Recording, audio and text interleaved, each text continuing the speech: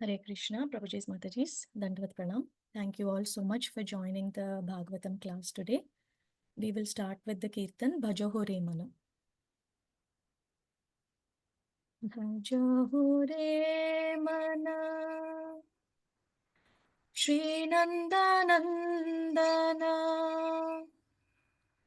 Abhaya Charanara Vindana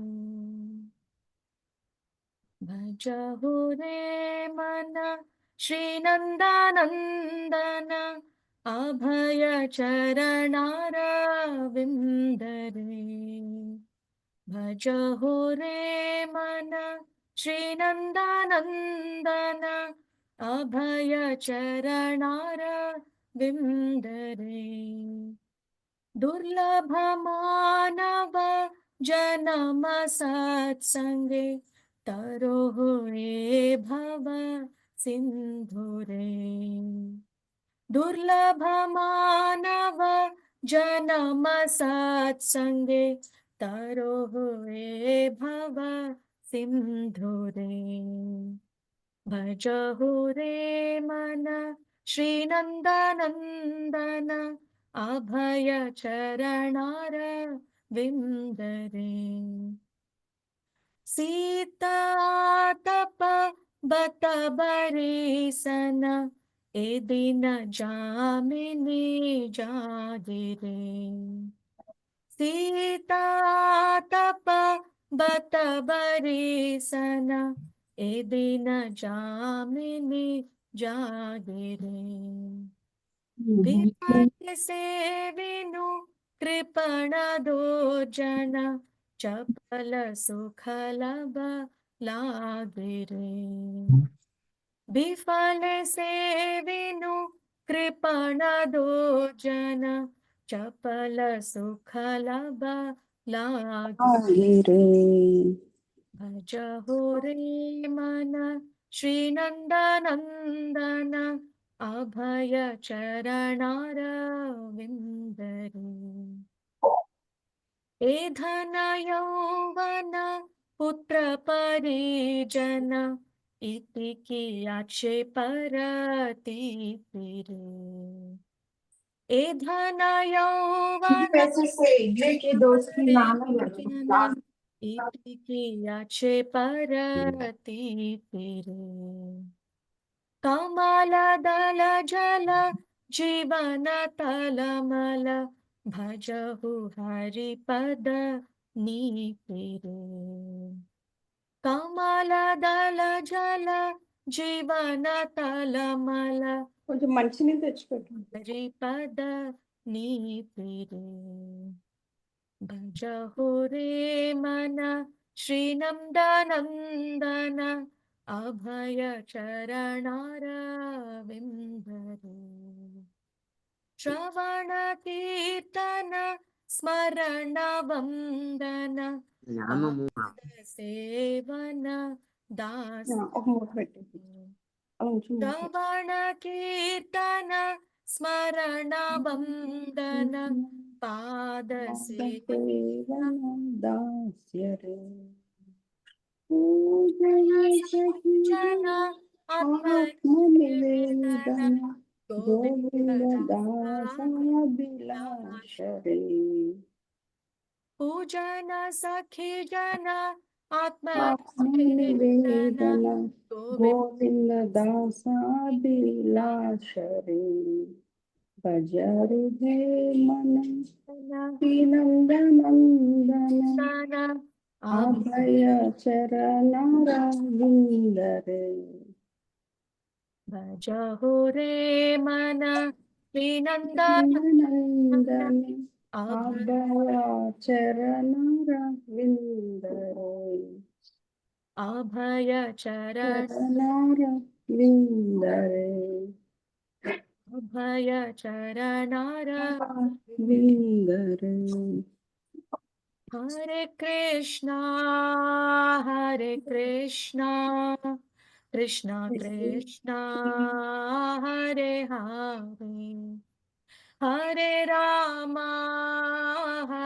Rama Rama Rama, Hare Hare, Hare Krishna, Hare Krishna, Krishna Krishna, Hare Hare, Hare Rama, Hare Rama, Rama Rama, Hare Hare, Hare Krishna, Hare Krishna, Krishna Krishna, Hare Hare, Hare Rama, Hare Rama, Rama Rama, Hare Hare.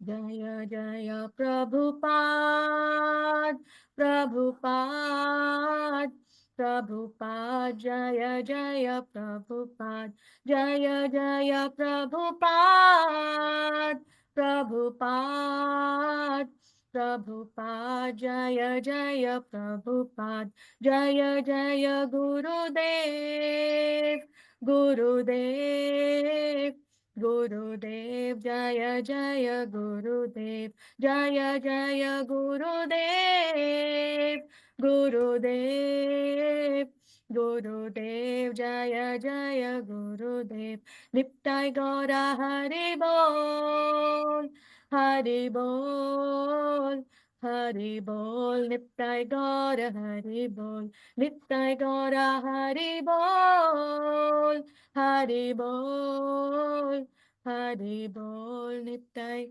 Gaura Hari Bol. Harinam Sankirtan ki Jai. We'll read the translations, Prabhuji's Mataji's.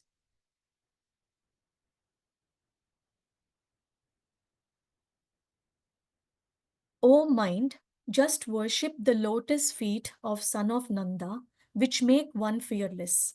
Having obtained this rare human birth, cross over this ocean of worldly existence through the association of saintly persons. Both in the day and at night, I remain sleepless, suffering the pains of heat and cold, the wind and the rain.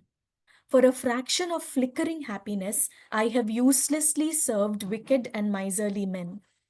What assurance of real happiness is there in all of one's wealth, youthfulness, sons, and family members? This life is tottering like a drop of water on a lotus petal. Therefore, you should always serve and worship the divine feet of Lord Hari. It is the desire and great longing of Govinda Dasa to engage himself in the 9 processes of bhakti, namely hearing the glories of the Lord Hari and chanting those glories, constantly remembering him and offering prayers to him, serving the Lord's lotus feet, serving the Supreme Lord as a servant, worshipping him with flowers and incense and so forth, serving him as a friend, and completely offering the Lord one's very self. Hare Krishna. Hare Krishna.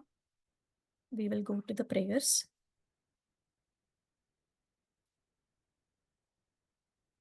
ॐ अज्ञानतिमिरान्धस्य ज्ञानाञ्जनाशलाकया चक्षुरोन्मिलितं येन तस्मै श्रीगुरवे नमः। श्रीचैतन्यामनोभीष्टं स्थापितं येन भूतले स्वयं रूपा कदा मह्यं ददाति स्वपदान्तिकं। वन्देऽहं श्रीगुरो श्रीयुतापदकमलं श्रीगुरो वैष्णवांश्च श्रीरूपं साग्रजातां सहगणा रघुनाथान्वितं तं सजीवं साद्वैतं सावधूतं परिजनासहितं कृष्णचैतन्यदेवं श्रीराधा कृष्णपदान् सहगणा ललिता श्रीविशाखान्वितांश्च हे कृष्णा करुणा सिन्धो दीनबन्धो जगत्पते गोपेशा गोपिका कान्ता राधाकान्ता नमोऽस्तु ते। तप्तकाञ्चना गौराङ्गी राधे वृन्दावनेश्वरी वृषभानुस्तु ते देवी प्रणमामि हरिप्रिये। वाञ्छाकल्पतरुभ्यश्च कृपा सिन्धुभ्य एव च पतितानां पावनेभ्यो वैष्णवेभ्यो नमो नमः। जय श्री कृष्ण चैतन्य प्रभो नित्यानंद श्री अद्वैत गदाधार श्रीवासादि गौरभक्तवृंद। हरे कृष्णा कृष्णा कृष्णा हरे हरे, हरे रामा राम राम हरे हरे। ॐ नमो भगवते वासुदेवाय। ॐ नमो भगवते वासुदेवाय। ॐ नमो भगवते वासुदेवाय। नारायणं नमस्कृत्यं नरं चैव नरोत्तमं देवीं सरस्वतीं व्यासं ततो जयमुदीरयेत्। नष्टप्रायेषु अभद्रेषु नित्यं भागवतसेवया भगवती उत्तमश्लोके भक्तिर्भवती नैष्ठिकी। कृष्णाय वासुदेवाय देवकीनन्दनाय च नन्दगोपः कुमाराय गोविन्दाय नमो नमः। नमो महावदन्याय कृष्णप्रेमप्रदायते कृष्णाय कृष्णचैतन्य नामिने गौरत्विषे नमः। नमः पङ्कजनाभाय नमः पङ्कजमालिने नमः पङ्कजनेत्राय नमस्ते पङ्कजाङ्घ्रये। नमो ब्राह्मण्याय देवाय गोब्राह्मणाहिताय च जगद्धिताय कृष्णाय गोविन्दाय नमो नमः। नमा ॐ विष्णुपदाय कृष्णपृष्ठाय भूतले श्रीमते भक्तिवेदान्त स्वामीनिति नामिने। नमस्ते सारस्वती देवे गौरवाणी प्रचारिणे निर्विशेष शून्यवादी पाश्चात्यदेशतारिणे। जय श्री कृष्ण चैतन्य प्रभो नित्यानंद श्री अद्वैत गदाधार श्रीवासादि गौरभक्तवृंद। हरे कृष्णा कृष्णा कृष्णा हरे हरे, हरे राम राम राम हरे हरे। मुकुं करोति वाचालं पङ्गुं लङ्घयते गिरिं यत्कृपातमहं वन्दे श्रीगुरुं दीनतारणं परमानन्दमाधवं श्रीचैतन्य ईश्वरम्। ॐ अपवित्रो पवित्रो वा सर्वावस्थं गतोऽपि वा यस्मरेत् पुण्डरीकाक्षं स बाह्याभ्यन्तरं शुचिः। Shri Vishnu Shri Vishnu Shri Vishnu.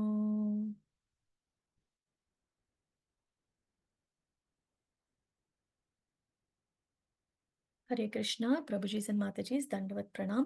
Thank you so much for joining the class today. Hare Krishna Mataji, Dandavat Pranam Mataji. Hare Krishna, Lilananda Prabhuji, Dandavat Pranam. Hare Krishna. Hare Krishna. Hello, Mataji. How is your health? My health is fine, Prabhuji. I just have to give it some time for the leg to heal. Otherwise, it is fine. It's not paining unless I put the foot down. So, Hare Krishna. In spite of all that, you're doing Mangalarti, you're doing lecture. Very no, grateful, Mataji. no. Really setting an example for all of us. Oh, Thank nothing you. like that, Prabhuji. Really. Thank you. You and Prabhuji are an exemplifying couple of our whole congregation. Mataji. Thank you, Prabhuji. So, Baro If I, Prabhuji, if I, I'm just if I ever come back, to this material world, which I don't want to, but if I come back, I want to join Prabhuji's spiritual classes and your school, wherever you're teaching. Krishna. Thank you, man. Hare Krishna, Prabhujis and Matajis, Dandavat Pranam. So we will go into the class.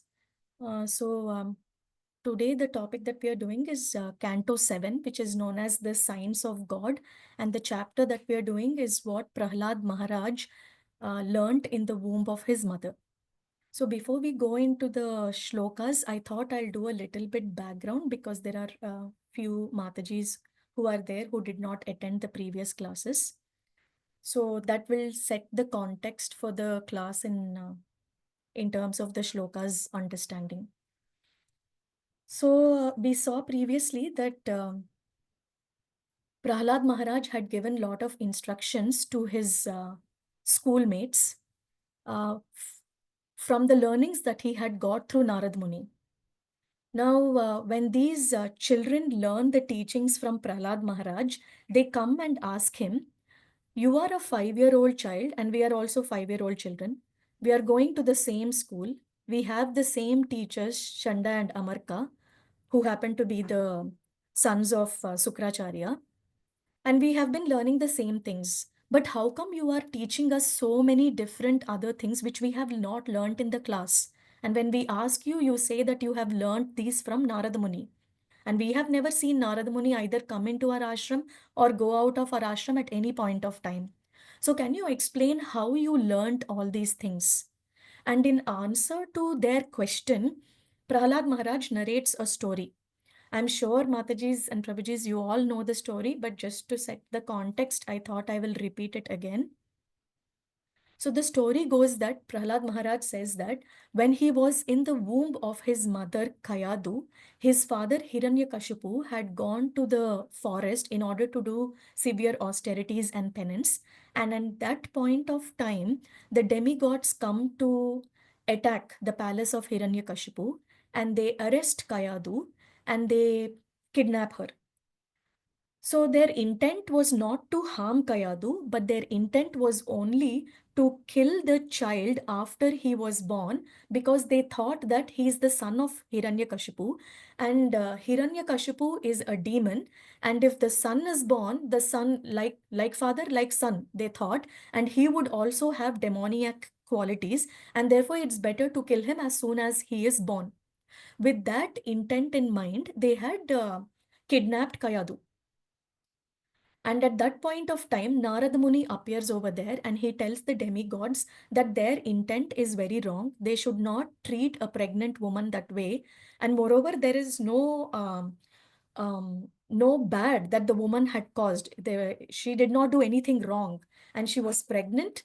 And he further tells them that do not think that the child in the womb will be a demon because actually he is going to be a devotee, a great devotee of the Lord. And if you commit this sin of killing the child, then that would have very bad repercussions.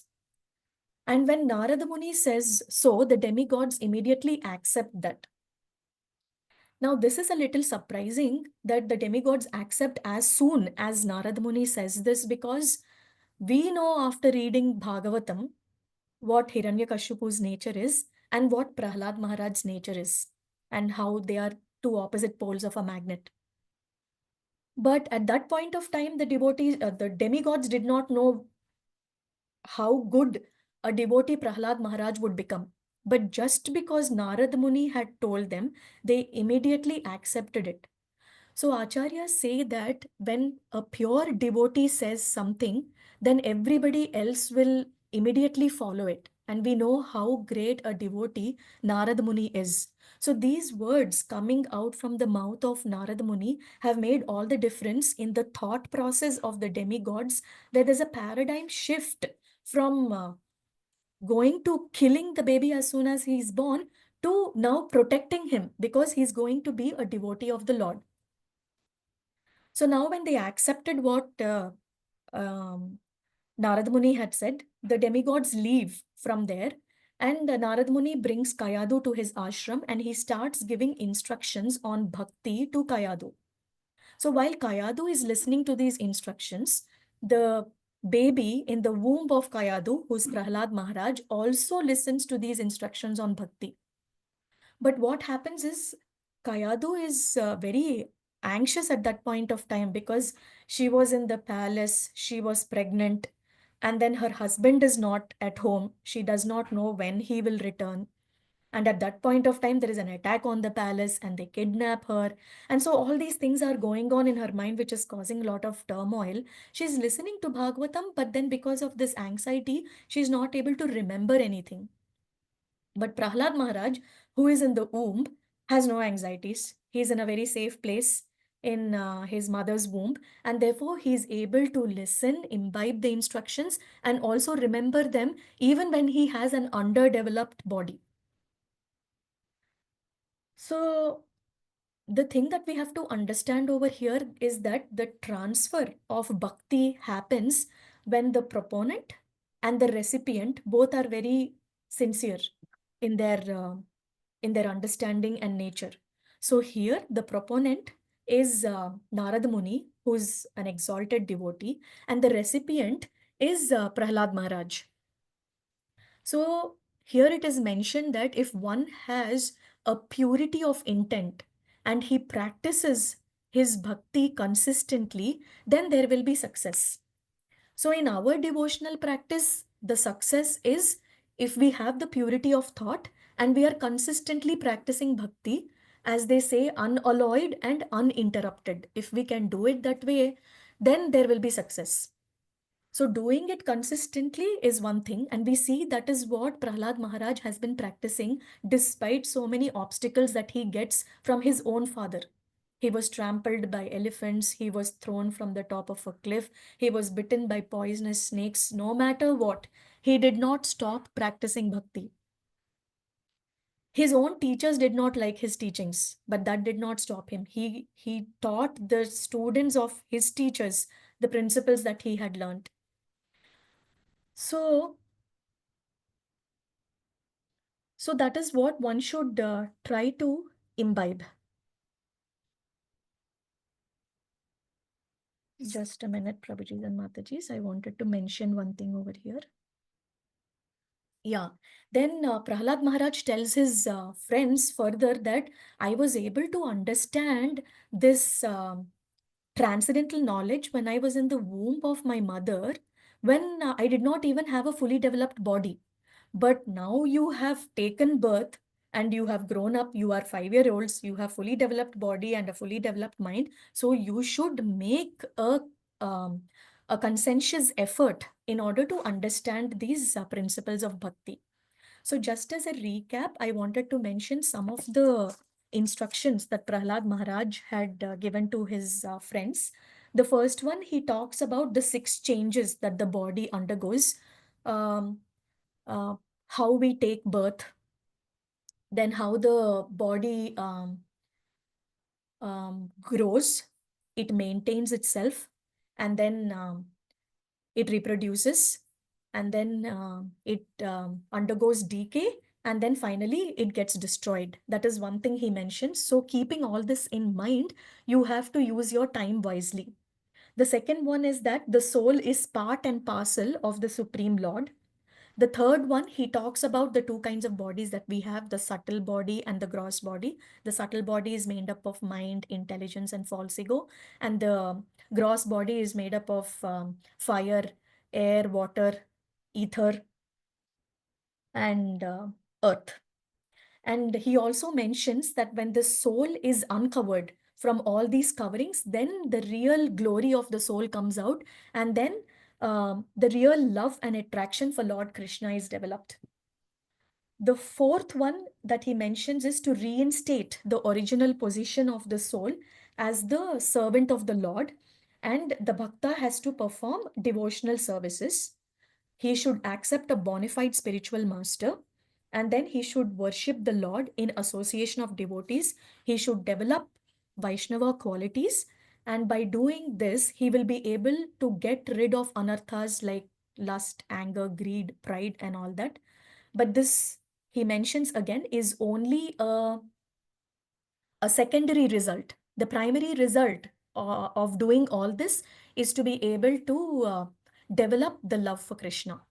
And then by doing this, one attains a stage of bhava where he has ecstatic symptoms, like he will laugh, he will cry, he will dance for the Lord, and then he'll develop bhava qualities. So one should be able to attain such bhava qualities in life by following all the devotional practices that we learn through our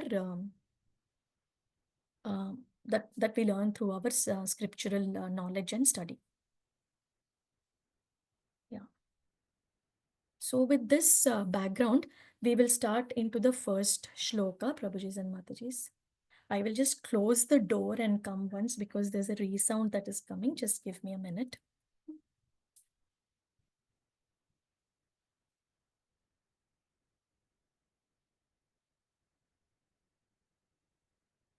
Hare Krishna. We'll start with the first shloka 7.7.36. So, as I mentioned, this is the science of God, and we are going to do from 36 to 55 shlokas. How this is divided is the first four shlokas, which are 36 to 38. 36, 37, 38, which are three shlokas, are about the advanced stages of bhakti or the bhava that we just talked about.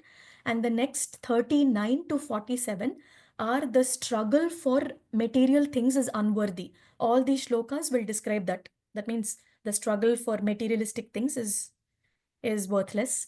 And then 48 to 55, Prahlad urges his friends to practice bhakti. And then the chapter ends over there. So we will start with 36. Tadapuman muk Tadapuman mukta samasta bandhanas tadbhava bhavanukratasya kritihi nirdhagda bhijanusayo mahyasa bhakti prayogena sameti adhokshajam. Translation. The devotee is then freed from all material contamination because he constantly thinks of the Lord's pastimes and because his mind and body have been converted to spiritual qualities. Because of his intense devotional service, his ignorance, material consciousness, and all kinds of material desires are completely burnt to ashes. This is the stage at which one can achieve the shelter of the lotus feet of the Lord. Purport by His Divine Grace A.C. Bhaktivedanta Swami Srila Prabhupada Ki Jai. When a devotee is completely purified, he becomes Anyabhilashita Shunya. In other words, all of his material desires become zero, being burnt to ashes, and he exists either as the Lord's servant, friend, father, mother, or conjugal lover. Because one thinks constantly in this way, one's present material body and mind are fully spiritualized, and the needs of one's material body completely vanish from one's existence. An iron rod put into a fire becomes warmer and warmer, and when it is red hot, it is no longer an iron rod but fire. Similarly, when a devotee constantly engages in devotional service and thinks of the Lord in his original Krishna consciousness, he no longer has any material activities, for his body is spiritualized. Advancement in Krishna consciousness is very powerful, and therefore, even during this life, such a devotee has achieved the shelter of the lotus feet of the Lord. This transcendental ecstatic existence of a devotee was completely exhibited by Sri Chaitanya Mahaprabhu. In this regard, Srila Madhvacharya writes as follows: Tadbhava bhava tad yatha swarupam bhaktihi kechid bhakta विनृत्यन्ति गायन्ति च यथेप्सितं केचित् तुष्णीं जपन्ति एव केचित् शोभयकारिणाः. The ecstatic condition of devotional service was completely exhibited by Sri Chaitanya Mahaprabhu, who sometimes danced, sometimes cried, sometimes sang, sometimes remained silent, and sometimes chanted the holy name of the Lord. That is the perfect spiritual existence. Hare Krishna. So, as I mentioned, this canto is the science of God. And just as our material science, which has a lot of definitions, spiritual science, I believe, is no different than that. And here, Rupa Goswami is giving a definition for a devotee. Often we wonder, like, who is a devotee? What are his qualities? How does he walk? How does he talk? How does he behave?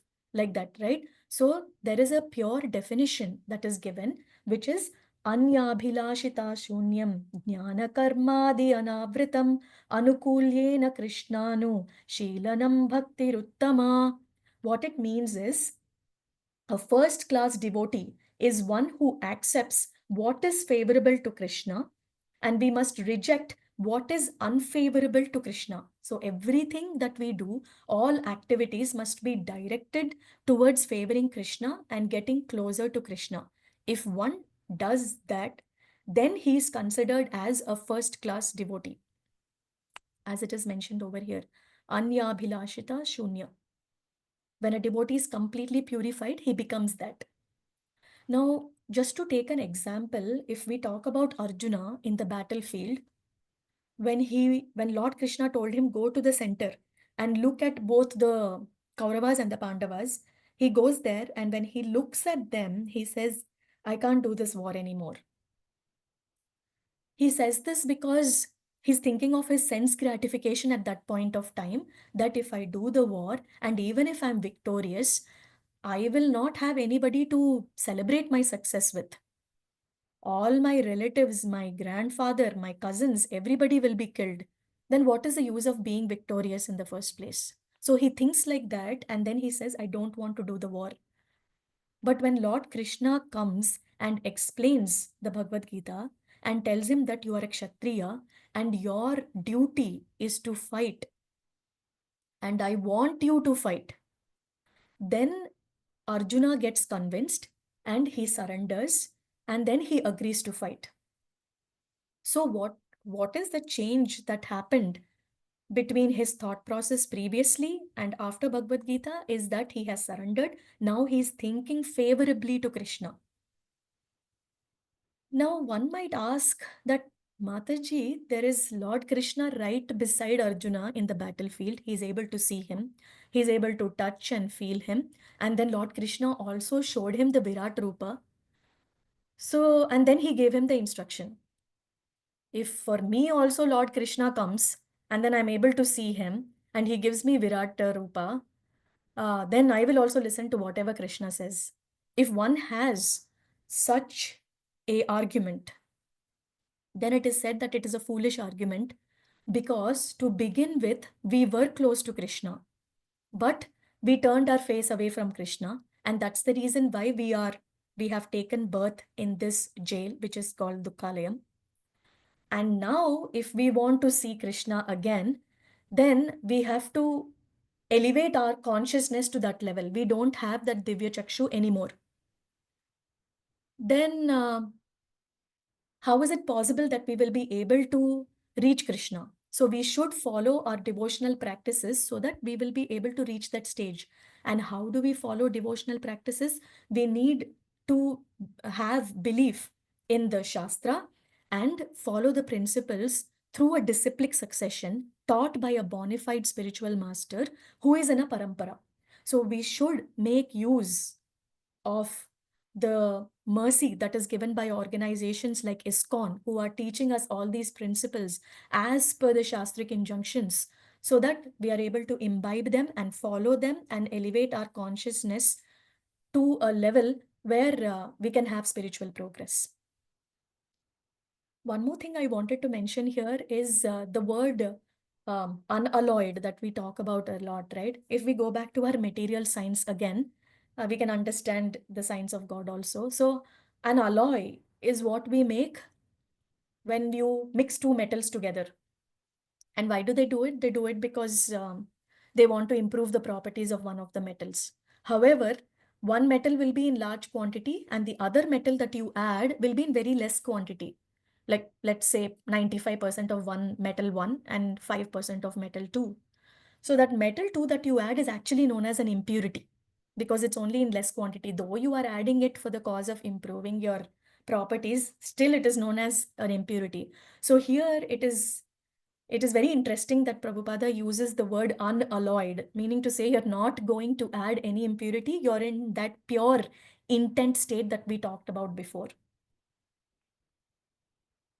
Yes, so that is what I wanted to mention about this shloka. We'll go to the next one. Prabhuji's Mataji's, after I do a few shlokas, then I'll pause for any question and answers. But since we have 20, we'll just keep going forward. 7.37.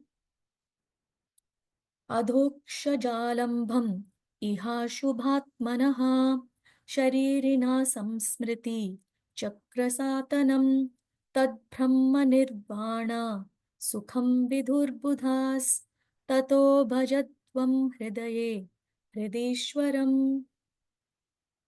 Translation: the real problem of life is the repetition of birth and death, which is like a wheel rolling repeatedly up and down. This wheel, however, completely stops when one is in touch with the Supreme Personality of Godhead.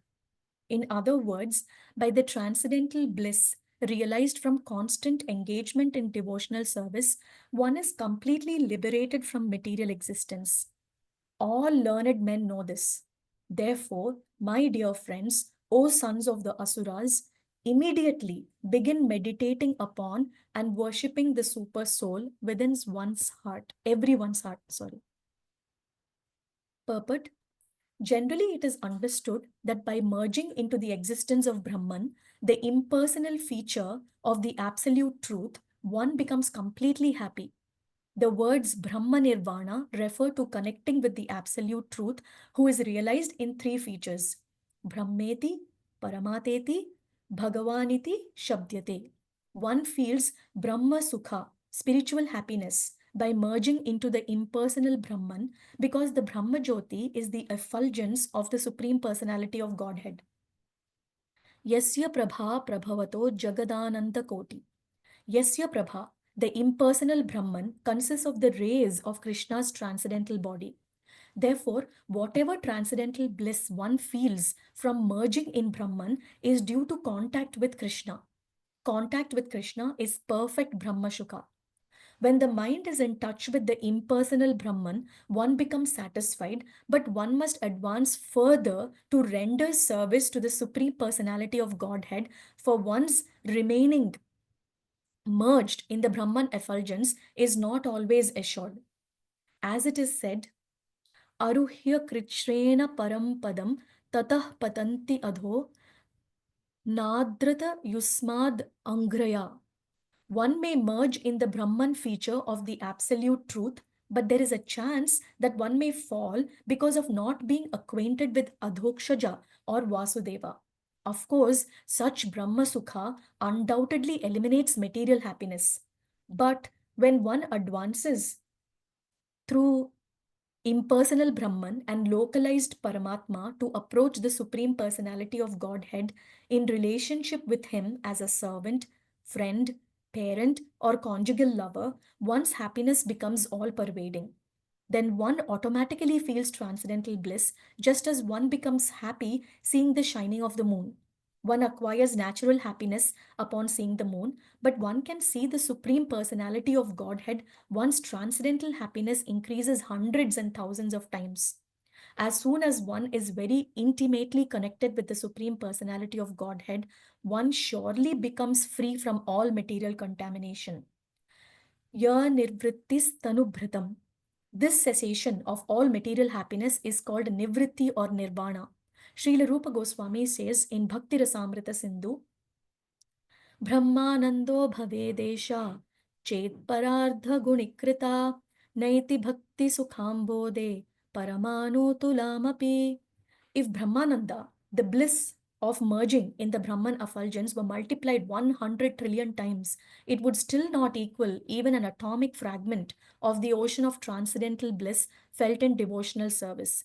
Brahma Bhuta Prasannatma Nasochati na Kankshati Samas Sarveshu Bhuteshu Madbhaktim Labhate Param. One who is transcendently situated at once realizes the Supreme Brahman and becomes fully joyful. He never laments or desires to have anything. He is equally disposed towards all living entities. In that state, he attains pure devotional service unto the Lord. Bhagavad Gita 18.54. If one advances further from the Brahma Nirvana platform, one enters the stage of devotional service, Mad Bhaktim Labhate Param. The word Adhokshajalambham refers to keeping the mind always engaged in the absolute truth, who is beyond the mind and material speculation. Savai Manah Krishna Padaravindayo is the result of deity worship. By constantly engaging in the service of the Lord and thinking of his lotus feet, one is automatically freed from all material contamination. Thus, the word Brahma Nirvana Sukham indicates that when one is in touch with the absolute truth, material sense gratification is completely nullified. Hare Krishna, Prabhujis and Matajis. So, we have learnt in Science of Self Realization also that there are three parts to the Lord, which is the Brahman, which is the effulgence, the Paramatma, and the Bhagavan. There is one example that Lilanand Prabhuji always tells to understand these three concepts is that when you are going to Tirupati and you see the seven hills, right? When you see it from a distance, they are seven hills only. You see like kind of a contour of the hills, which is nothing but the Brahman aspect of the Lord. That means you're just seeing one feature of the Lord. And when you get closer, you start seeing a little bit more of the hills, like maybe the trees and all that. So that would be your Paramatma feature of the Lord. And then when you start traveling more closer and you actually go on the hill, then you are able to see much more detail about the hills itself. So, which is the Bhagavan feature of the Lord. So, though all the three are features of the Lord, our goal should be to reach Bhagavan himself, which gives more and more detail about the Lord. So that is what this purport says. And also, I wanted to mention about the problems in life that we study in Science of Self-Realization also. So Prahlad Maharaj tells that birth, death, old age, and disease are the four main problems of life. It is also mentioned in the Bhagavad Gita, Janma Mrityu Jara Vyadhi Dukkha Doshanu Darshanam, Bhagavad Gita 13.9. So in the material world, we go through a lot of these problems. They might be health related or relationship based, but all these problems are considered only uh, relative in the sense they are temporary. If we take a couple of examples to understand what we mean by relative, let's say a person lost his job today.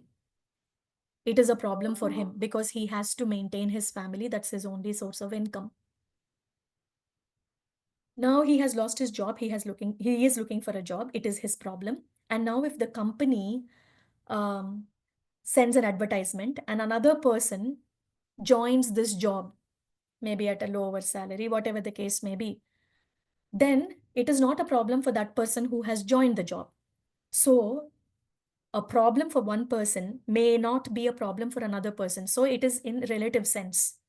And it will also be temporary only because the person who lost the job might get the job again. Another example, if we take a little bit more grosser, is if I have a tooth pain, if I have a toothache, I am suffering with a lot of pain and I go to the dentist to get rid of it. Now that is my problem. But to the dentist, it might not be his problem.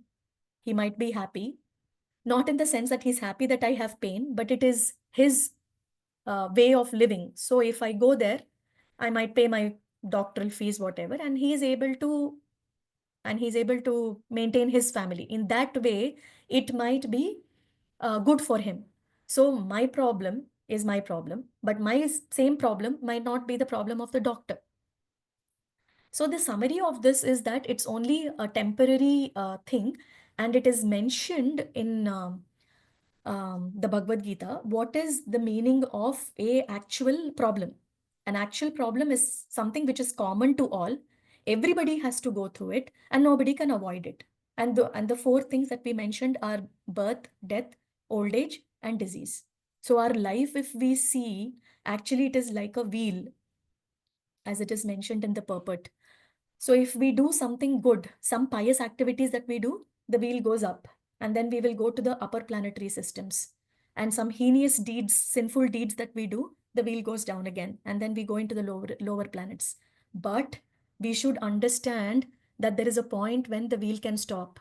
The wheel can stop when we come in touch with the Supreme Personality of Godhead, and our entire devotional service, practice, sadhana, all that we are doing is to make our wheel stop. Hare Krishna.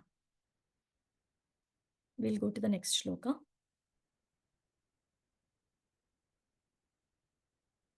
Koti prayaso sura balaka harer upasane sve hridi chidravatsataha swasyatmana shakyur ashesha dehinam samanyatah kim vishayopapadanihe. Translation: O my friends, sons of Asuras, the Supreme Personality of Godhead in his Supersoul feature always exists within the cores of the hearts of all living entities. Indeed, he is the well-wisher and friend of all living entities, and there is no difficulty in worshipping the Lord. Why then should people not engage in his devotional service? Why are they so addicted to unnecessarily producing artificial paraphernalia for sense gratification? Purport: because the personality of Godhead is supreme, no one is equal to him and no one is greater than him. Nonetheless, if one is a devotee of Supreme Personality of Godhead, the Lord is easily obtainable. The Lord is compared to the sky because the sky is vast, yet within the reach of all, not only of human beings, but even of the animals. The Supreme Lord, in his Paramatma feature, exists as the best well-wisher and friend. As confirmed in the Vedas, Sayujyo Sakhyayo. The Lord, in his super soul feature, always stays in the heart along with the living entity. The Lord is so friendly to the living entity that he remains within the heart so that one can always contact him without difficulty. One can do this simply by devotional service. Shravanam, Kirtanam, Vishnu, Smaranam, Padasevanam. As soon as one hears of the Supreme Personality of Godhead, Krishna Kirtana, one immediately comes in touch with the Lord. A devotee immediately comes in touch with the Lord by any or all of the items of devotional service. Shravanam Kirtanam Vishnu, Smaranam Pada Sevanam, Archanam Vandanam Dasyam, Sakhyamatma Nivedanam. Therefore, there is no difficulty in coming contact with the Supreme Lord. Koti Prayashaha. On the other hand, going to hell requires great endeavor. If one wants to go to hell by illicit sex, meat eating, gambling, and intoxication, he must acquire so many things. For illicit sex, he must arrange for money for brothels. For meat eating, he must arrange for many slaughterhouses. For gambling, he must arrange for casinos and hotels. And for intoxication, he must open many breweries. Clearly, therefore, if one wants to go to hell, he must endeavor very much. But if he wants to return home back to Godhead, there is no difficult endeavor. To go back to Godhead, one may live alone anywhere, in any condition, and simply sit down, meditate upon the Super Soul, and chant and hear about the Lord. Thus, there is no difficulty in approaching the Lord. Adanta Gobir Vishatam Tamishram. Because of inability to control the senses, one must go through great endeavor to go to hell. But if one is sensible, he can very easily obtain the favor of the Supreme Personality of Godhead because the Lord is always with him. By the simple method of Shravanam Kirtanam Vishnu, the Lord is satisfied. Indeed, the Lord says, Patram Pushpam Phalam Toyam Yome Bhaktya Prayachati Tadaham Bhakti Upahartam Ashnami Prayatatmanaha. If one offers me with love and devotion a leaf, a flower, a fruit, or water, I will accept it. One can meditate upon the Lord anywhere, everywhere. Thus, Prahlad Maharaj advised his friends, the sons of demons, to take this path back home, back to Godhead, without difficulty. Hare Krishna. Prabhuji's Mataji's, here it is mentioned that one is happy as long as one does not endeavor for happiness. Once you start hankering for happiness, then distress starts. What is meant by that is, if you want happiness, then you are looking only for materialistic happiness. And if you want materialistic happiness and bodily comforts, then you start working towards it. For example, here it is mentioned if you want to eat meat, then you will have to open slaughterhouses And if you want to have bodily comforts, you need brothels, things like this. So then you start working towards it. And if it does not happen, then you go into this distress mode. So if you don't hanker for happiness, you will be happy. Once you start hankering for it, then distress starts. And it is also mentioned that why people do this when they know that they will be unhappy, and they know that when you're going to do spiritual activities, which is easier, you will be happier. Still, man is not able to understand this. So by doing our devotional service, we should get to that consciousness and understanding that spiritual life is what will give us more happiness. In this context, I wanted to mention one more thing that I heard from a lecture, is that after we have come into this life, there is misery everywhere. When you are taking birth, you are upside down in the womb of your mother for 9 months in this dark place. And the process of birth itself is so painful. And you come crying out into this unknown world. And at every stage of life, you have to learn so many things: eating, walking, drinking, studies, learning so many things. And when you get into adolescence, then there is a whole turmoil of emotions that come out. And when you get married, maintaining those relationships with in laws, spouse, children, everything is again a challenge. And when you get into old age, all these diseases that come, and that are so painful. And when you die, it is told that the pain that you endure is like that of 1,000 scorpions biting you. So at every stage of life, we are going through pain and miseries. One thing is that we have to understand that being in this earth is not a rosy life. We have to first accept that this is a dukkhalayam. There is a lot of misery at every stage of life. If we accept that, then we'll start looking for a solution. Since we are talking about the science, again, let's go back to a scientific example. Let's say I put my hand on something hot. My skin starts burning, and then my neurons will send a message to my brain saying that danger, there is something hot, and then it sends a signal back and then says, remove your hand from there. Right? This is the scientific process. And we call this response to stimuli. So what is the stimulus over here? The stimulus was the heat, and your response was to take away your hand. So it is mentioned that the miseries and the pain that we are having in this world is a stimulus to tell us that there is danger. Please respond. And how do we have to respond? By trying to get out of this world. But if we think that this world is rosy, everything is nice, I'm having a good time here, then probably we'll come back here again. So consciously understanding that this is a place of misery and trying to get out of it is the solution. And how to get out of it is what we are getting all the instructions through disciplic succession by being in ISKCON. So I believe we should make use of it. We'll go to the next shloka. 39.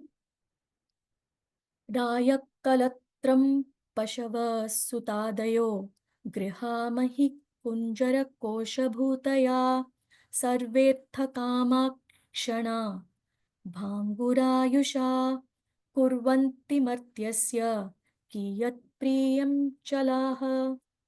Translation: one's riches, beautiful wife and female friends, one's sons and daughters, one's residence, one's domestic animals like cows, elephants, and horses, one's treasury, economic development, and sense gratification.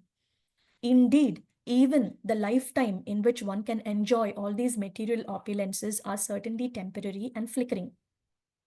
Since the opportunity of human life is temporary, what benefit can these material opulences give to a sensible man who has understood himself to be eternal? Purport: this verse describes how the advocates of economic development are frustrated by the laws of nature. As the previous verse asks, Kim Vishayopapadaneh? What is the actual benefit of so-called economic development? The history of the world has factually proved that attempts to increase economic development for bodily comfort through the advancement of material civilization have done nothing to remedy the inevitability of birth, death, old age, and disease. Everyone has knowledge of huge empires throughout the history of the world, the Roman Empire, Mughal, British, and so on. But all the societies engaged in such economic development, sarvertha kama, have been frustrated by the laws of nature through periodic wars, pestilence, famine, and so on. Thus, all their attempts have been flickering and temporary. In this verse, therefore, it is said, Kurvanti Matyasya kiyat priyam chalah. One may be very proud of possessing a vast empire, but such empires are impermanent. After 100 or 200 years, everything is finished. All such positions of economic development, although created with great endeavor and hardship, are vanquished very soon. Therefore, they have been described as chalah. An intelligent man should conclude that material economic development is not at all pleasing. The entire world is described in Bhagavad Gita as dukkhalayam ashashvatam, miserable and temporary. Economic development may be pleasing for some time, but it cannot endure. Thus, many big businessmen are now very morose because they are being harassed by various plundering governments. In conclusion, why should one waste his time for so called economic development, which is neither permanent nor pleasing to the soul? On the other hand, our relationship with Krishna, the Supreme Personality of Godhead, is eternal. Nitya Siddha Krishna Prema.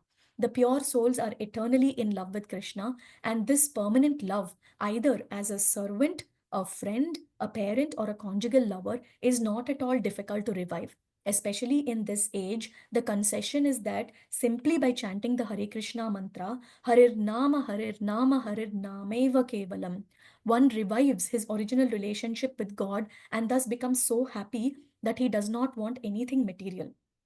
As enunciated by Sri Chaitanya Mahaprabhu, na dhanam, na janam, na sundarim, kavitam va jagadisha kamaye. A very advanced devotee in Krishna consciousness does not want riches, followers, or possessions. Raya kalatram pashava sutadayo grihamahi kunjara kosha bhutaya. The satisfaction of possessing material opulences, although perhaps of a different standard, is available even in the lives of dogs and hogs who cannot revive their eternal relationship with Krishna. In human life, however, our eternal dormant relationship with Krishna is possible to revive. Therefore, Prahlad Maharaj has described this life as Arthadam. Consequently, instead of wasting our time for economic development which cannot give us any happiness, if we simply try to revive our eternal relationship with Krishna, we will properly utilize our lives. So, Prabhuji's Mataji's, here it is mentioned that the Manava Jarma Durlabham, right? It's very, very rare to get a human form of life. Therefore, we have to make use of this life and practice devotional service. Otherwise, there is no difference between us and the lives of hogs and dogs, where we do the same things over and over again. And and the Lord is Bhavagrahi Janardhana. So our bhava is very important. Instead of doing something just religiously, if we give that little bit of love towards the Lord, that is what He is looking for. So the other day, Radhesham Prabhuji had told a small story in this late class. I just wanted to repeat it here.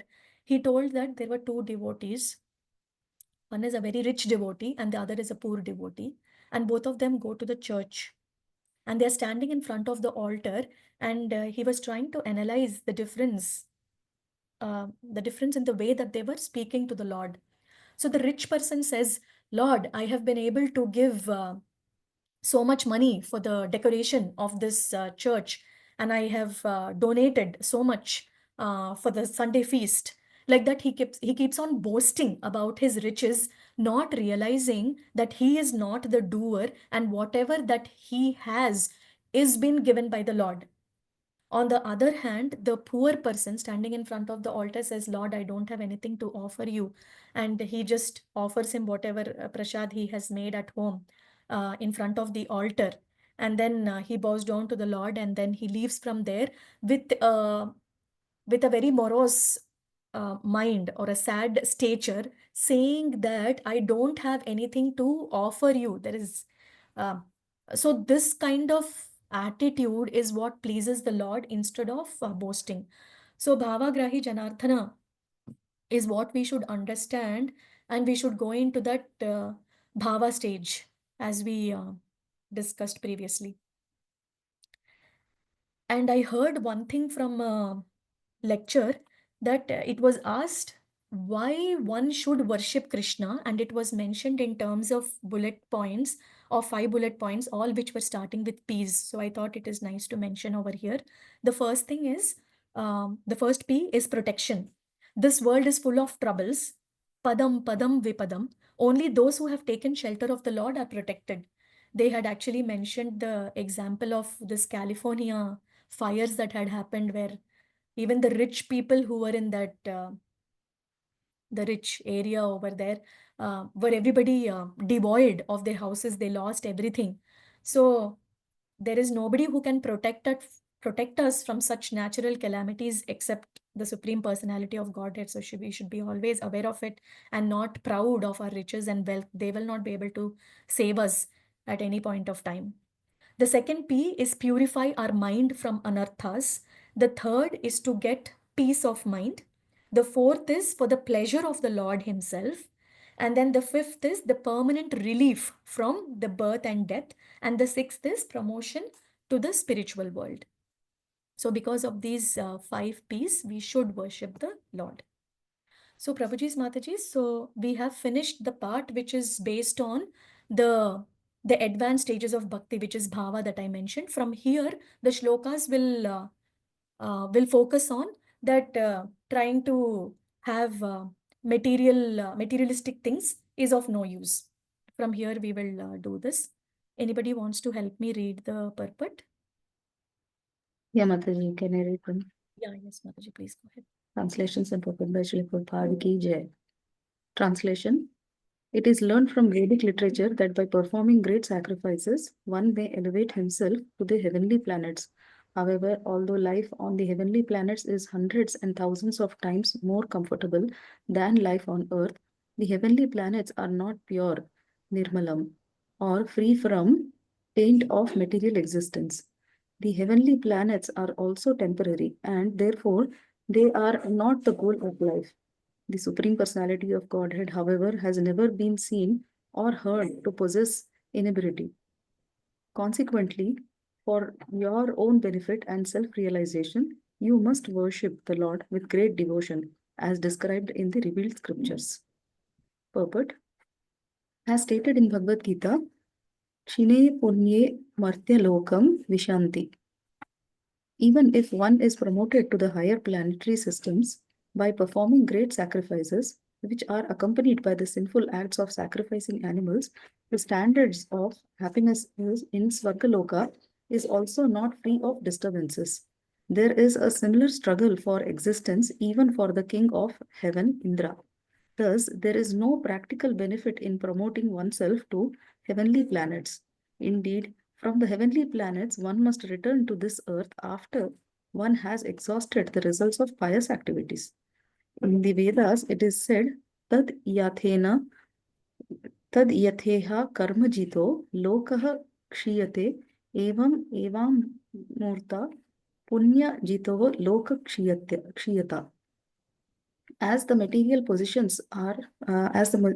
positions we acquire here by hard work are vanquished in due course of time, one's residence in the heavenly planets is also eventually vanquished. According to one's activities of piety, in different degrees, one obtains different standards of life, but none of them are permanent, and therefore all are impure. Consequently, one should not endeavor to be promoted to higher planetary systems, only to return to this earth or descend till still lower to the hellish planets. To stop this cycle of going up and coming down, one must take to Krishna consciousness. Sri Chaitanya Mahaprabhu therefore said, ब्रह्मांड भ्रमिते को न भाग्यवान जीवा गुरु कृष्ण प्रसादे पाया भक्ति लता बीजा. Chaitanya Charitamrita Madhya Leela 19.151. The living entity is rotating in the cycle of birth and death, going sometimes to the higher planets and sometimes to the lower planets. But that is not the solution to the problems of life. But if we, by the grace of Krishna, one is fortunate enough to meet a guru, a representative of Krishna, one gets the clue to returning home, back to Godhead, having achieved self realization. This is what is actually desirable. Bhajat, bhajatatma labhyaye. One must take to Krishna conscious for self realization. Thank you, Mataji. Hare Krishna. Thank you, Mataji. Hare Krishna. So I just wanted to mention that before I joined ISKCON, I did not know that Swargaloka was not the highest. I thought that Swargaloka was the highest. But after I joined ISKCON, I came to know that there is something above that and Goloka. And if we go to Swargaloka, then there is a chance that all your pious activities can actually become nullified at one point of time, and then you have to come back to the lower planetary systems. But if you want to stay permanently in the abode of Krishna, then you have to reach Goloka, and that should be our goal of life, is what I have learned from learned after joining ISKCON only. And this purport is explaining that. And Prabhuji's, Mataji's, I don't have to mention anything else. You all know so much more about this. We'll go to the next shloka, 41. यदर्थ इह कर्माणि विद्वान्मानि असक्रणरः करोति अतो विपर्याशम् अमोघं विन्दते फलम्. Translation: a materialistic person thinking himself very advanced in intelligence continuously acts for economic development. But again and again, as enunciated in the Vedas, he is frustrated by material activities, either in this life or in the next. Indeed, the results one obtains are inevitably the opposite of those one desires.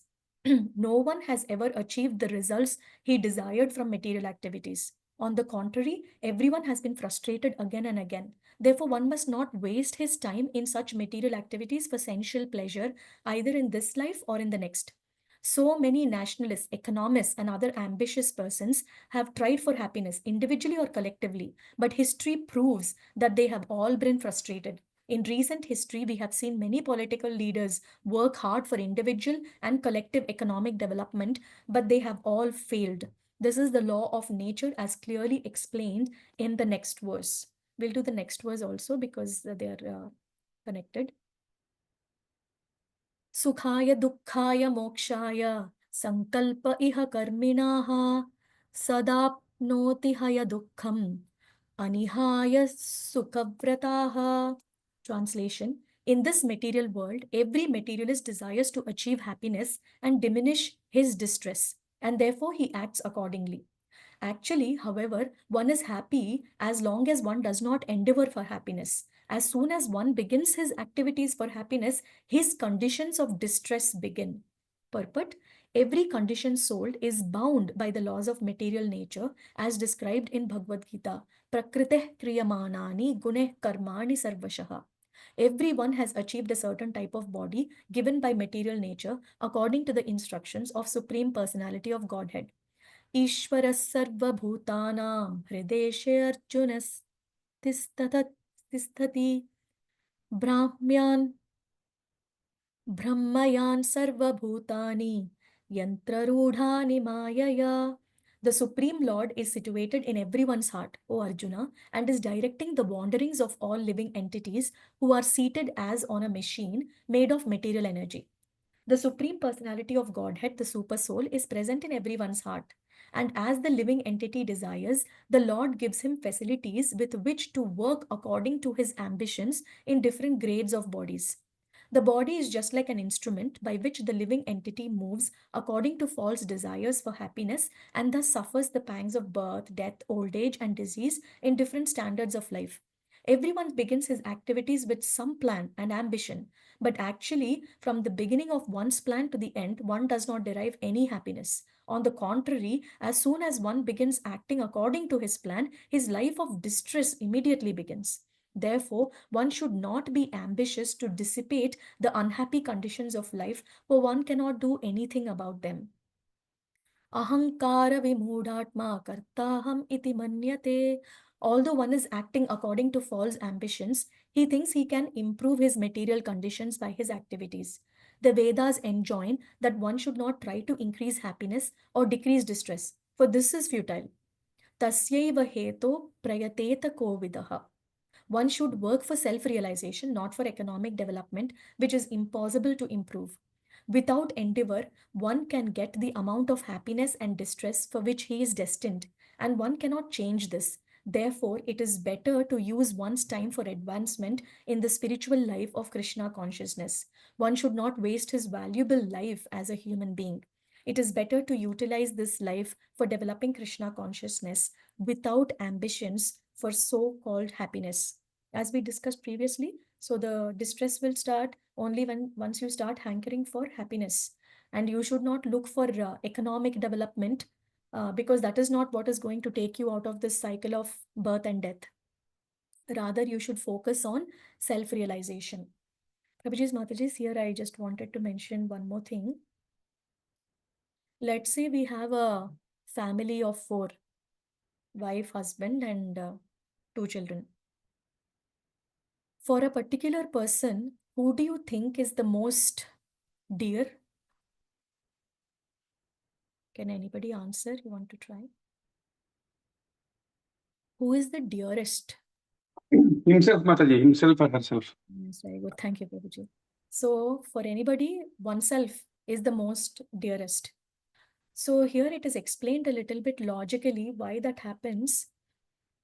So, for any person, he is the most dearest. And he is the most dearest because the body is most dear to him.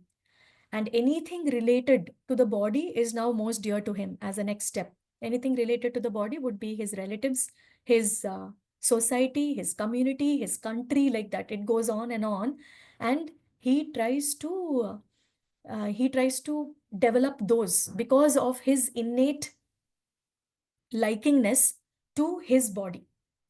Now it is explained here why that oneself likes oneself more, because that oneself has a soul, and the soul is a part and parcel of the Supreme Personality of Godhead. We are an Amsha of the Lord, and thereby we like ourselves. The thing is, when we were with the Lord, we were close to Him, we had attraction for Him. So it was a spiritual attraction. But when we have come onto this earth planet, we have become conditioned, and that attraction is being deviated as a bodily attraction for us because we are an Amsa of Krishna again. So it is mentioned that we should make a conscious effort, so that we understand what the problems of life are, and then we do our devotional practices in such a way such that we can get out of this cycle and attain the stage of bhava. Yes, we'll go to the next shloka. कामान् कामयते काम्येर् यदर्थम् इह पुरुषः स वै देहास्तु पारक्यो भाङ्गुरो यति उपेति च. Translation: a living entity desires comfort for his body and makes many plans for this purpose, but actually the body is the property of others. Indeed, the perishable body embraces the living entity and then leaves him aside.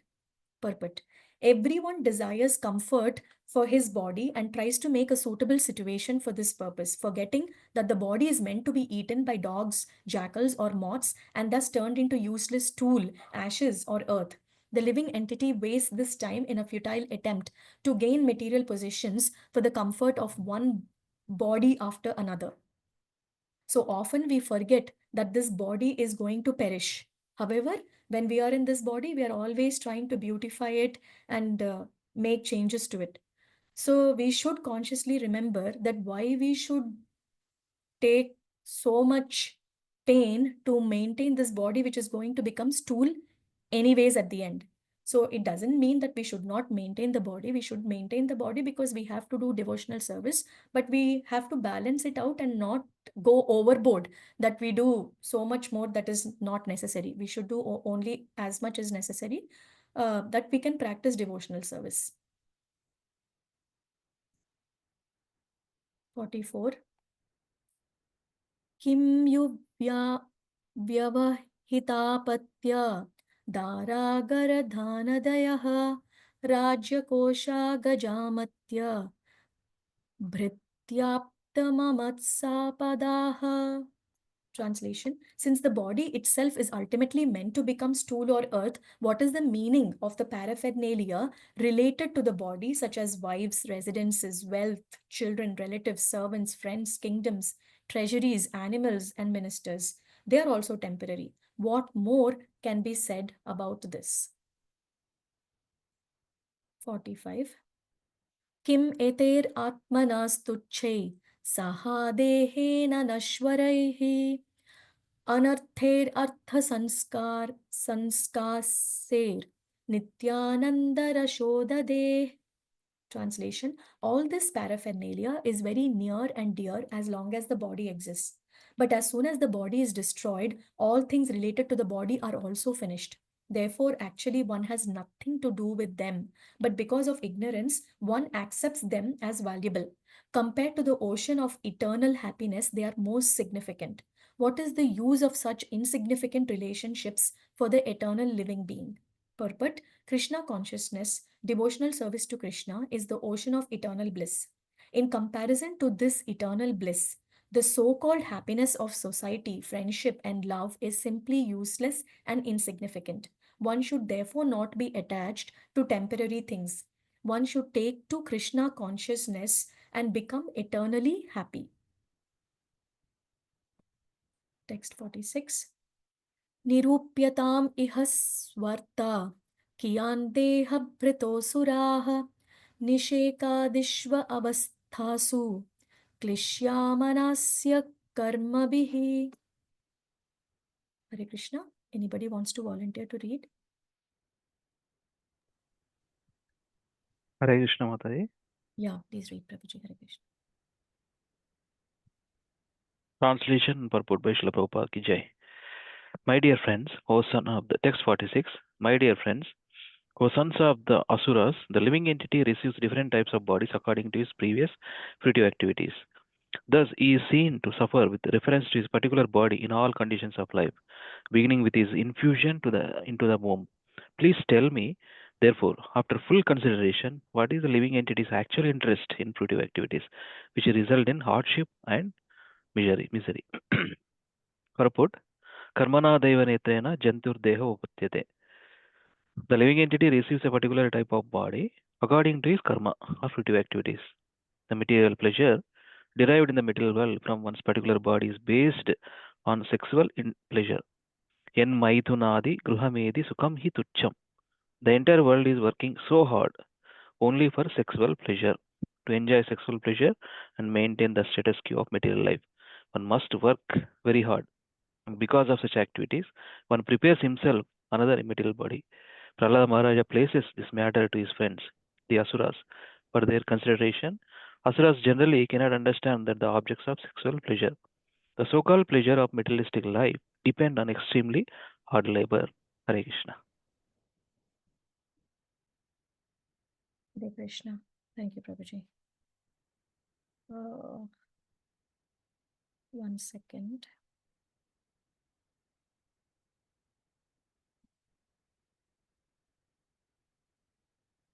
Yeah. Thank you, Prabhuji. 47. Prabhuji, you read 46, right? Right. Yep. Karmani arabhate dehi dehanatmanuvartina karmabhistanute deham ubhayam tva avivekata. Translation: the living entity who has received his present body because of his past fruitive activity may end the results of his actions in this life. But this does not mean that he is liberated from bondage to material bodies.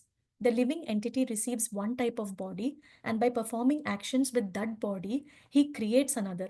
Thus, he transmigrates from one body to another through repeated birth and death because of his gross ignorance.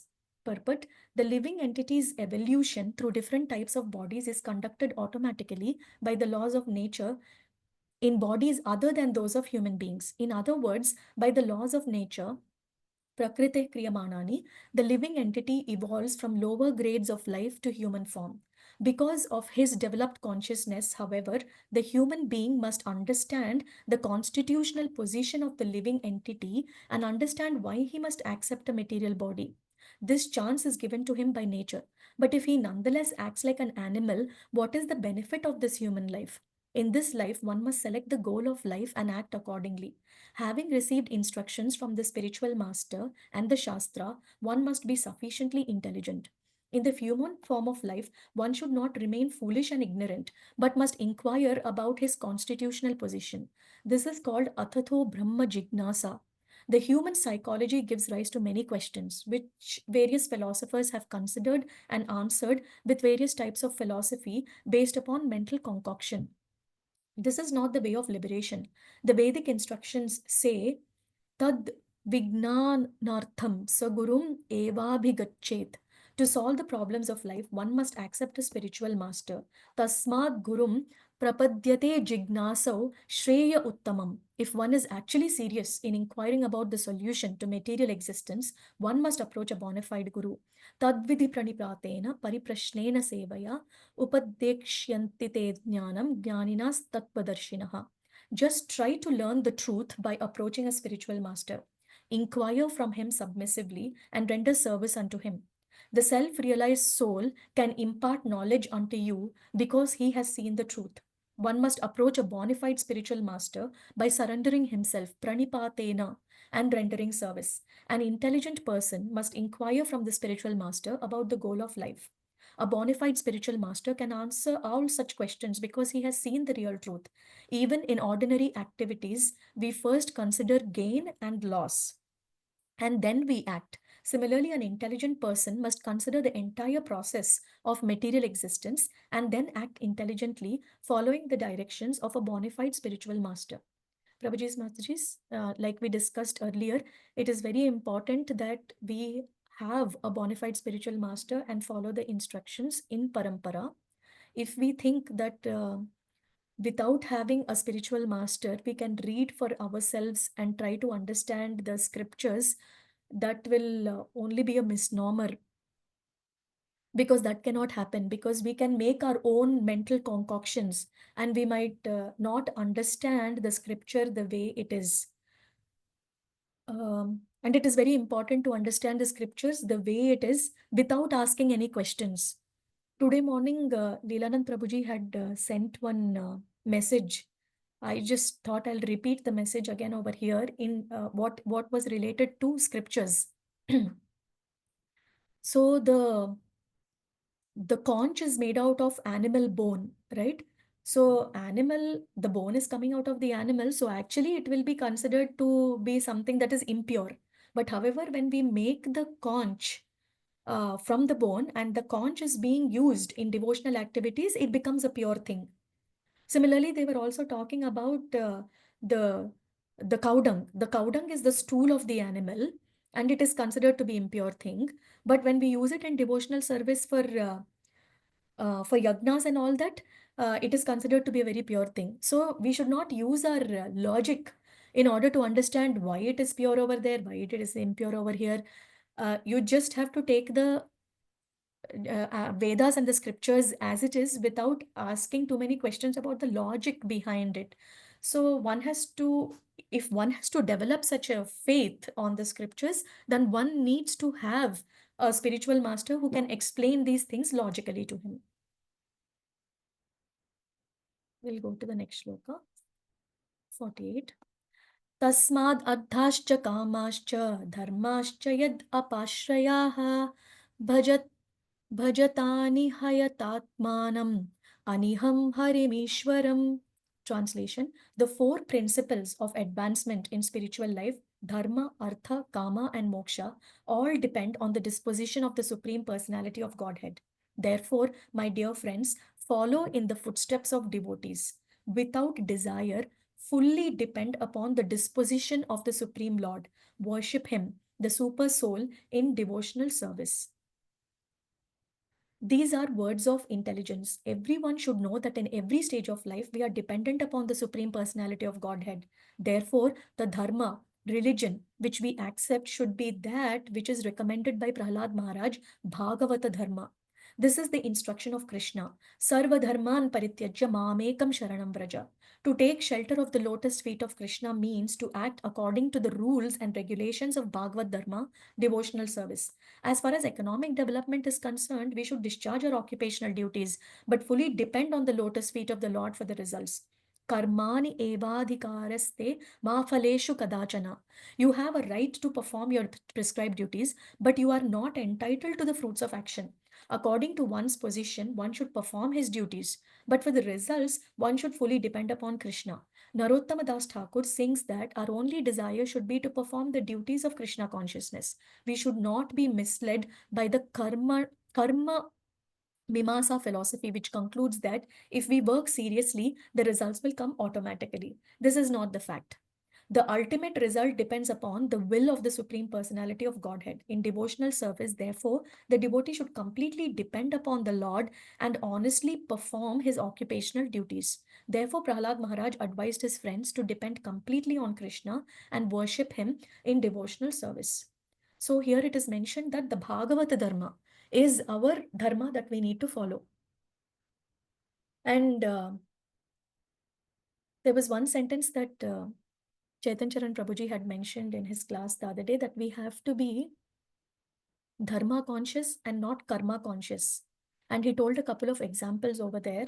He said that let's say that a woman gave birth to a child and the child was crying. The woman will not say that, okay, the child is crying as per his karma, leave it, no need to do anything. When his karma becomes pious, then he will keep quiet. We don't do that, right? So you have to follow your dharma over there, which is to take care of the child. Similarly, he also mentioned one more example.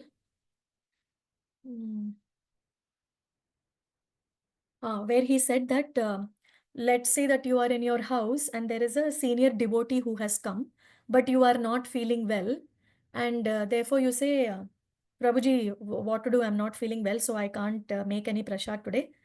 Please go outside. Dukhalayam Shashvatam, what to do? Like that. So, but you will not say that, right? So it is your dharma to practice whatever is needed at that point of time. And don't focus too much on the karma in that sense. In what sense? That uh, it is their karma, that's why it is happening, and so just leave it like that. So don't go in that direction, is what Prabhuji had mentioned. I hope I am clear in what I explained. And here, connecting it to this thing, they're saying that whenever you perform your duties as per your dharma, don't expect the results out of it. I am taking care of the child.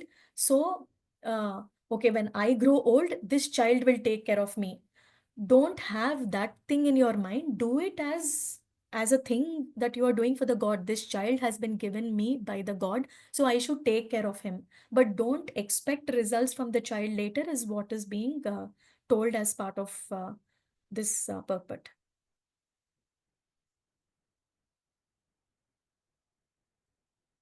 49. सर्वेषामपि भूतानां हरिरात्मेश्वरप्रियः भूतेर्महाद्भिः स्वकृतेः कृतानां जीवः संनिताः. Translation: The Supreme Personality of Godhead Hari is the soul and the super soul of all living entities. Every living entity is a manifestation of his energy in terms of the living soul and the material body. Therefore, the Lord is most dear and he is the supreme controller. The Supreme Personality of Godhead is manifested by his different energies: the material energy, the spiritual energy, and the marginal energy. He is the original source of all living entities in the material world, and he is situated in everyone's heart as the Supersoul. Although the living entity is the cause of his various types of bodies, the body is given by material nature according to the order of the Lord. Ishvara sarva bhutanam hrideshe arjunastishtati Brahmayan sarva bhutani yantrarudhani mayaya. The Supreme Lord is situated in everyone's heart, O Arjuna, and is directing the wanderings of all living entities who are seated as on a machine made of material energy. The body is just like a machine, a car, in which the living entity is given a chance to sit and move according to his desire. The Lord is the original cause of the material body and the soul, which is expanded by his marginal energy. The Supreme Lord is the dearmost object of all living entities. Prahlad Maharaj therefore advised his class friends, the sons of demons, to take shelter of the Supreme Personality of Godhead again. So once one person came and asked Srila Prabhupada, Prabhupada, why should we worship Krishna? Then Prabhupada answered that because our disposition is that we like to serve, and we are the Dasanudas, we are the servant of the servant of the servant. Then he kept on asking, so okay, but that's still why should we worship Lord Krishna? And then he explained based on this energy concept, saying that the Lord is the energetic and we are the energy. And we usually provide, we feed our belly, right? We feed our belly with food so that our hand will work. And then we are happy, right? Then only we will work and then we are happy. So having that analogy over here, the Lord is the energetic and we are the energy, and our disposition is to serve the Lord. So if we are able to serve the Lord, our energy is put to of some use, and then only we will be happy. So you should worship Lord for your own benefit, is what Prabhupada had answered to that person who had asked the question, and it was based on this energy concept. So I thought I'll mention. 50. देवो असुरो मनुष्यो वा यक्षो गन्धर्व एव वा भजन् मुकुन्द चरणं स्वस्तिमान् स्याद्यथा वयम्. Translation: If a demigod, demon, human being, yaksha, gandharva, or anyone within this universe renders service to the lotus feet of Mukunda, who can deliver liberation, he is actually situated in the most auspicious condition of life, exactly like us, the Mahajans headed by Prahlad Maharaj. Prahlad Maharaj, by his living example, requested his friends to engage in devotional service, whether in demigod society, Asura society, human society, or Gandharva society. Every living entity should take shelter of the lotus feet of Mukunda and thus become perfect in good fortune. So, as I told, now that part of the shlokas where they were telling that hankering for material things is useless is done. And now these last 5 shlokas is where Prahlad Maharaj is telling his friends to follow the path of bhakti. And it is mentioned here that don't think that you are the sons of Asuras and therefore I'll just follow those principles of Asuras only. It doesn't matter. Even though you belong to the demigods or yakshas or gandharvas or kinnaras or whatever, you should take the shelter of the Lord. 51 to 52. Prabhuji's Mataji's, we'll conclude in the next 5 minutes. Nalam dvijatvam devatvam rishitvam vasuratmajaha priyananaya mukundasya navrittam na bahugnata na danam na taponejya na saucham na vratani cha priyate malaya bhaktya hariranyat vidambanam. Translation: My dear friends, O sons of the demons, you cannot please the Supreme Personality of Godhead by becoming perfect Brahmanas, demigods, or great saints, or by becoming perfectly good in etiquette or vast learning. None of these qualifications can awaken the pleasure of the Lord, nor by charity, austerity, sacrifice, cleanliness, or vows can one satisfy the Lord. The Lord is pleased only if one has unflinching, unalloyed devotion to Him. Without sincere devotional service, everything is simply a show. Purport: Prahlad Maharaj concludes that one can become perfect by serving the Supreme Lord sincerely by all means. Material elevation to life as a Brahmana, demigod, rishi, and so on are not causes for developing love of Godhead. But if one sincerely engages in the service of the Lord, his Krishna consciousness is complete. This is confirmed in Bhagavad Gita 9.30. Apichet सुदुराचारो भजते माम अनन्य भाग साधुरेव समन्तव्य समयव्यवसितो हि सः. Even if one commits the most abominable actions, if he is engaged in devotional service, he is to be considered saintly because he is properly situated. To develop unalloyed love for Krishna is the perfection of life.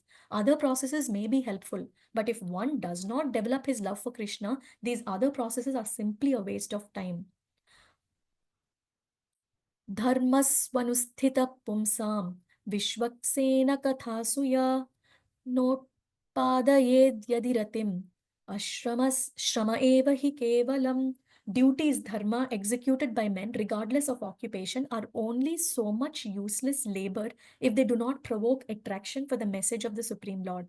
The test of perfection is one's unalloyed devotion to the Lord. I think we did talk about the word unalloyed previously. Here, what we have to understand is that even if one commits very, very heinous activities, also, he might be forgiven if he is engaged in devotional service. So we have to understand that. So if we don't commit any heinous activities and we are still in devotional service, then think of the mercy that we can get. So that is what we have to understand from that line. And also we should develop the unalloyed love for Krishna that we discussed earlier. 53. तथो हरौ भगवती भक्तिं कुरुत दानवाः आत्मौपम्येन सर्वत्र सर्वभूतात्मनीश्वरे. Hare Krishna. Anybody wants to read? Prabhuji's, Mataji's? I can read Mataji. Hare Yes. Krishna. Yeah, go ahead, Mataji. Translation and purport by Srila Prabhupada Ki Jai. Translation, my dear friends, O sons of the demons, in the same favorable way that one sees himself and takes care of himself, take to devotion service to satisfy the Supreme Personality of Godhead, who is present everywhere as the super soul of all living entities. Purport. The word Atma. One second. Yeah. The word Atma Pamyena refers to thinking others to be like oneself. One can very intelligently conclude that without devotional service, without becoming Krishna conscious, one cannot be. Therefore, is to preach everywhere, all over the world, because all living entities without Krishna consciousness are suffering the pangs of material existence. To preach Krishna consciousness is the best welfare activity. Indeed, it is described by Sri Chaitanya Mahaprabhu as para upakara, work for the true benefit of others. The activities of para upakara have been especially entrusted to those who have taken birth in India as human beings. Bharat भूमि ते हैला मनुष्य जन्म यारा जन्म सार्थक करी कर उपकारा. The world is suffering for want of Krishna consciousness. Therefore, Sri Chaitanya advised all human beings born in India to make their lives perfect by Krishna consciousness and then preach the gospel of Krishna consciousness all over the world so that principles of Krishna consciousness. Hare Krishna. Thank you, Mataji. So in this purport, we have to understand that we have to do para upakara. Para means others and upakara means good. So how do we do para upakara? There might be a lot of speculation that we do, that maybe we need to give money, maybe we need to give them food, which is all good only. But as per the scriptures, para upakara means teaching or preaching Krishna conscious principles to others, so that they are also taken into the process of bhakti. And how we do that, we discussed in the beginning of the class. To summarize, that we have to be, our intent should be very good and we have to do it consistently. So if there is purity of thought and we do it consistently, then there will automatically be success and advancement in bhakti. 54. दैतेय यक्ष रक्षांसि स्त्रियः शूद्रव्रजौकशः खगा मृगा पापजीवा शान्तिः achyutatam gataha. Translation, O my friends, O sons of demons, everyone, including you, the yakshas and rakshasas, the unintelligent women, shudras and cowherd men, the birds, lower animals, and the sinful living entities, can revive his original eternal spiritual life and exist forever simply by accepting the principles of Bhakti Yoga. The devotees are referred to as Achyuta Gotra, or the dynasty of the Supreme Personality of Godhead. The Lord is called Achyuta, as indicated in Bhagavad Gita, Senayor Ubhayor Madhye Ratan Sthapaye me Achyuta. The Lord is infallible in the material world because he is the supreme spiritual person.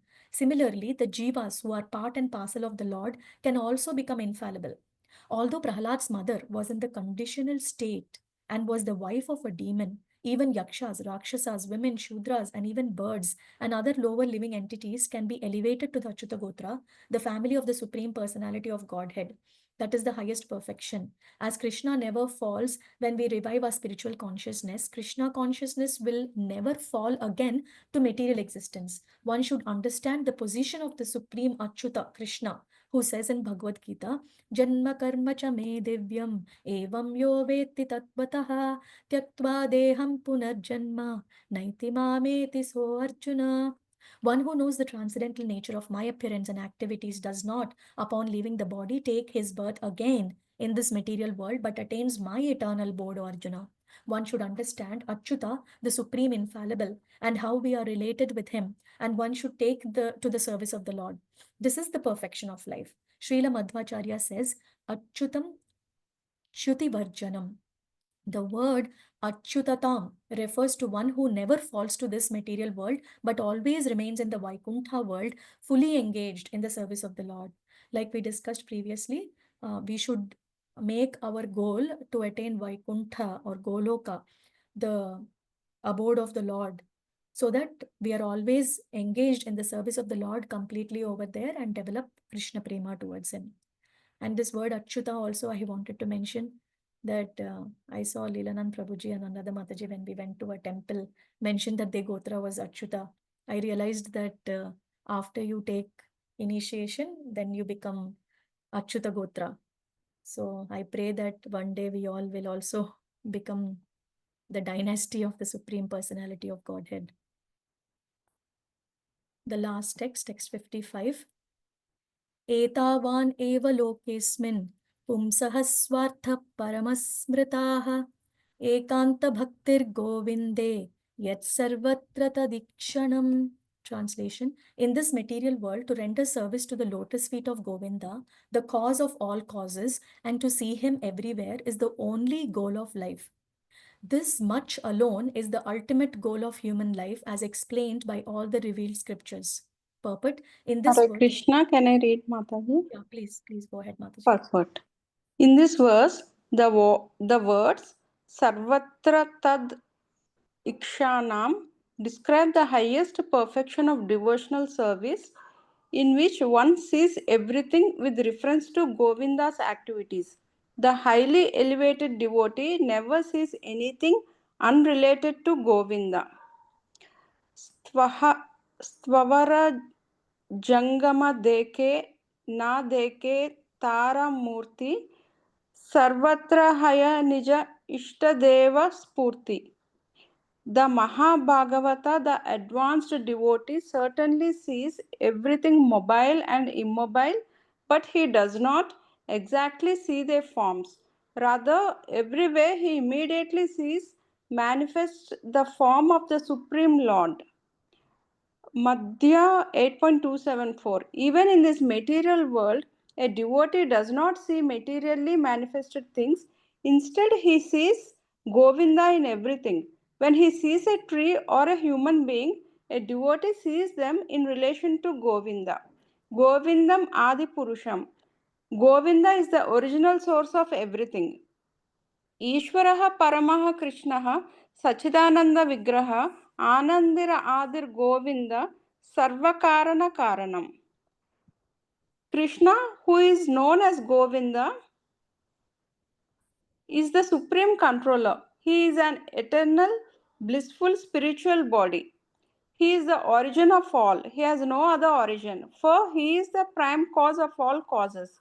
Brahma Samhita 5.1. The test of a perfect devotee is that he sees Govinda everywhere in this universe, even in every atomic particle.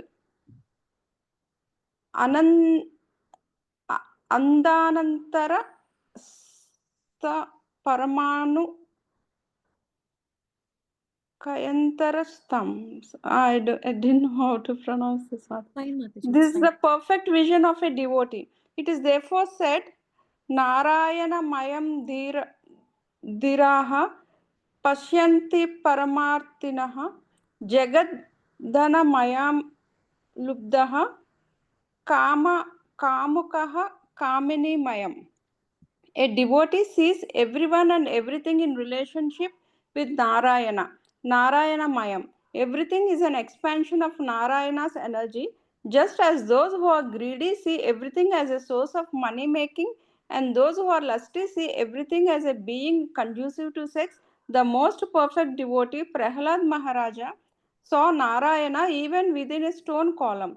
This does not mean, however, that we must accept the words Daridra Narayana, which have been manufactured by some unscrupulous person. One who actually envisions Narayana everywhere makes no distinction between the poor and the rich. To single out the Daridra Narayana, a poor Narayana, and reject the Dhani Narayana or rich Narayana is not the vision of a devotee. Rather, that is the imperfect vision of materialistic persons. Thus end the Bhakti Vedanta purpose of the seventh canto, seventh chapter of the Srimad Bhagavatam, entitled What Prahlada Learned in the Womb. Hare Krishna Dandavat Pranam Mataji. Thank you, Mataji. Thank you, Mataji. So these are the teachings of Prahlad Maharaj to his friends. And when they learnt these teachings, the children start to do Harinam Sankirtan. They chant the names of the Lord and they sing and dance. And this transformation that happens in the children alarms the teachers, Kanda and Amarka. And then they go to report what they find about their learnings to Hiranyakashipu. So the next chapter will deal about that. Hare Krishna. Thank you, Prabhuji's, Mataji's. Sorry for going a little bit aboard. Any questions? We can take a few minutes.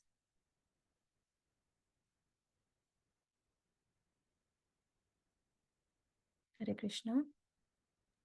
Hare Krishna Mataji, thank you so much for reading out all the verses so nicely, along with examples. Thank you so much. Thank Hare you. Krishna. Hare Krishna Mataji, Hare Krishna, excellent class. Thank you. Thank you. Hats off for your patience. Thank you. Thank you, Mataji. Wonderful class with wonderful examples. Yeah. Krishna, Thank Ramesh you. Mataji. Dandavat Thank Pranam. you, Mataji. Wonderful session. Thank you, Mataji. Mataji, Hare Krishna. I have a small question. Yes, Prabhuji. I just wonder, while you were mentioning about that Prahlad Maharaj at the age of 5, he's giving these instructions to his the friends, and he's talking about sex. He's talking about how we are all engaged in that, and so I just wonder, like, I know devotional, probably he got that devotional aspects of through Narad Muni, but all these aspects of material life and so how did he got, how at that age he is getting that information, or he has got that information? Just a clarifying, or just a doubt in my head.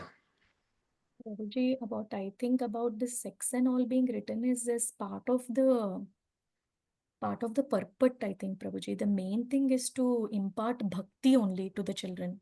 I don't think the instructions that Narad Muni gave were related to bhakti only, like as I told, that soul is the...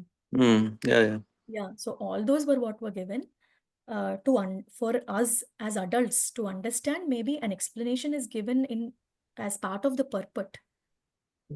So I don't think that was given by Prahlad Maharaj to his friends. It's only for our explanation, is my understanding, Prabhuji.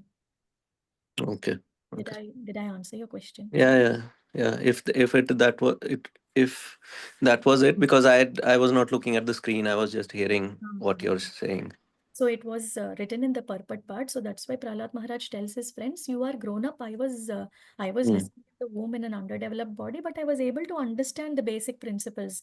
I had summarized like 6 or 7 in the beginning of the class. Like, you need to have a bona fide spiritual master. You need to worship, develop Vaishnava qualities. It will remove anarthas.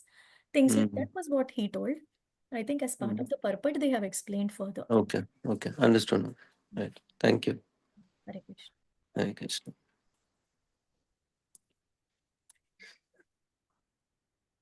Hare Krishna. Any other questions, Prabhuji's, Mataji's? Thank you so much. Hare Krishna.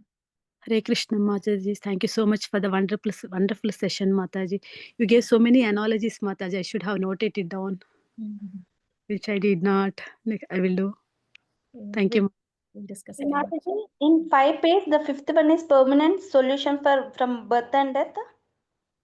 Lavanya Mataji, please repeat your question. In 5 pages, you said, right? Why we should worship only Krishna. Right. So fifth one, permanent solution from birth and death. Right, correct, Mataji. Yeah, Yes. the fifth one is permanent relief from cycle of birth and death, and sixth one is promotion to spiritual world. Higher spiritual world, that is Golok Vrindavan. Yes. Yeah, I note it down, Mataji. Thank you. Hare Krishna. Hare Krishna.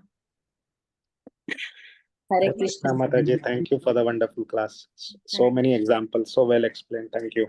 Thank you for joining. Thank you. Thank you, Mataji. This is very helpful. Hare Krishna. Thank you, Mataji. Hare Krishna, Mataji. Hare Krishna, Sharda Mataji. Thank you. Actually, in English, like it was a little better, like for some people, the explanations and all. Thank you, Mataji. ग्रंथराज Shrimad Bhagavatam की जय. हरे कृष्ण. वांछा कल्पतरुभ्यश्च कृपा सिंधुभ्य एव च पतितानां पावनेभ्यो वैष्णवेभ्यो नमो नमः. अनंत कोटि वैष्णव वृंद की जय.